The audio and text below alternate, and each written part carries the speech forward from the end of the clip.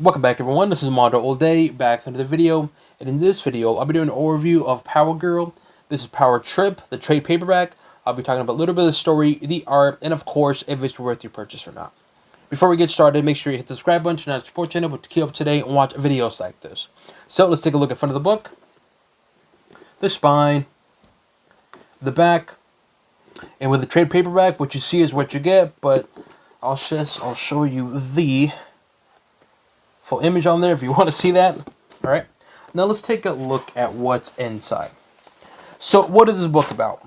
So the book starts off with telling a short origins of Power Girl, and unfortunately with Power Girl, her origins kind of changes from DC Universe. And in this particular story, her origins basically she was put in a rocket ship when she was a baby, and that rocket ship was set up to go out and locate another Kryptonian. But as you start reading more, the way this book is set up is that her origins is that she was born in another universe, and she actually came to this particular Earth, I believe it's called Earth Prime, during the Crisis event. So, again, her origins does change a lot. I know in the Justice League Unlimited animated series, her origins is that one of the doctors or scientists was able to obtain DNA from Supergirl and basically create or duplicate another Kryptonian. So, again, that is what it is. From there, the book goes into Power Girl, just essentially trying to find herself and purpose in life, wanting to belong. And I say this because in this story, she realizes she's like, you know what, she wasn't born in this particular universe, so she doesn't have really family, she never have really friends per se, and the friends that she have here, they're mainly just friends that she kind of meets along the way. She doesn't really have any friends that she grew up with, so she's trying to find purpose in life, all while trying to live a double life in terms of running a business and, of course, being a superhero. While this is happening, she starts seeing things and starts imagining people, and now people start thinking she's crazy and just getting, out there, and something's wrong with her. And you find out that actually Psycho Pirate is going to be the one doing this. Now, don't worry, it's not a spoiler or anything because he appears early on in this particular book, and I won't say too specifically the reasons why he's doing it, but he's revealed right away, and plus he's actually revealed in the back of the book, as you can see here. So it's not really too much of a spoiler, but I won't say too much in terms of why he's doing what he's doing.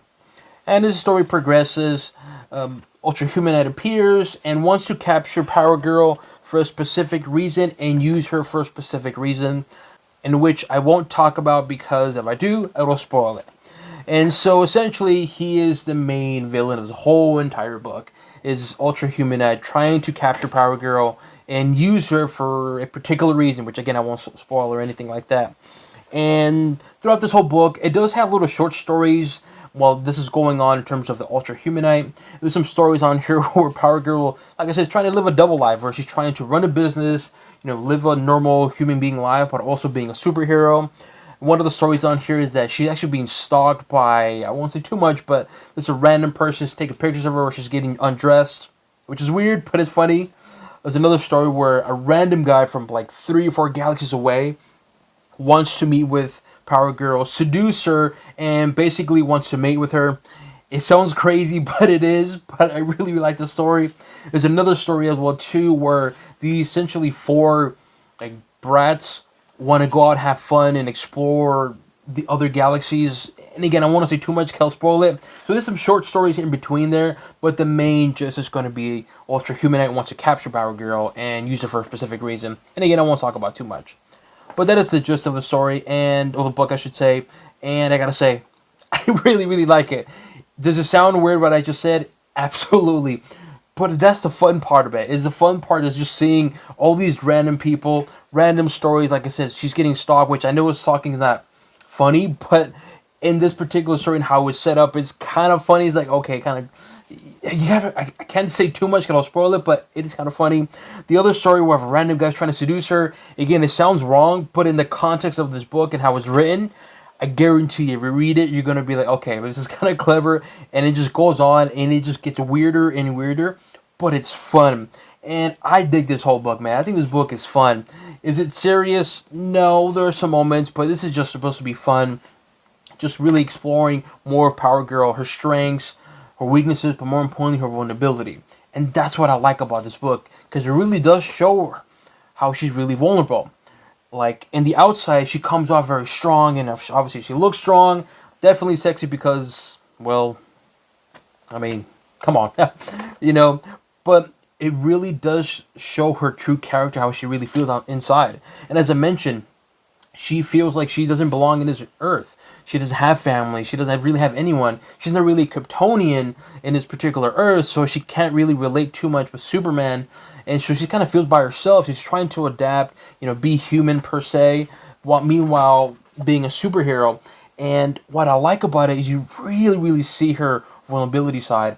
There's one part of the story which I won't talk about too much, but she meets up with the parents of a certain hero.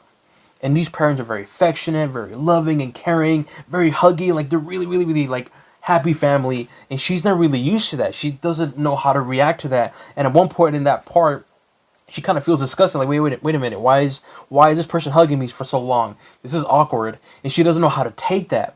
There's another part of the story where some of her employees at her job that she operates, they want to treat her like, surprise her and celebrate. And again, she doesn't know how to accept that and how to appreciate this. She's kind of like, wait a minute, why are you doing this? There's other parts too where people really want to help her and be kind to her, but yet she has her guard up the whole time. Like, why you want to help me? Why? No, I'm fine. I'm this. I'm not weak. This isn't that. Because again, she feels like she has to have this certain shield or defense, held up. And you really see her vulnerability side. And I actually like that because it gives her some personality, but also gives her a character. It gives her vulnerability, like I mentioned. And I liked it. And even though this is going on, some crazy random stories. Yes, I do reference a lot of the fact that she has twins, very large twins.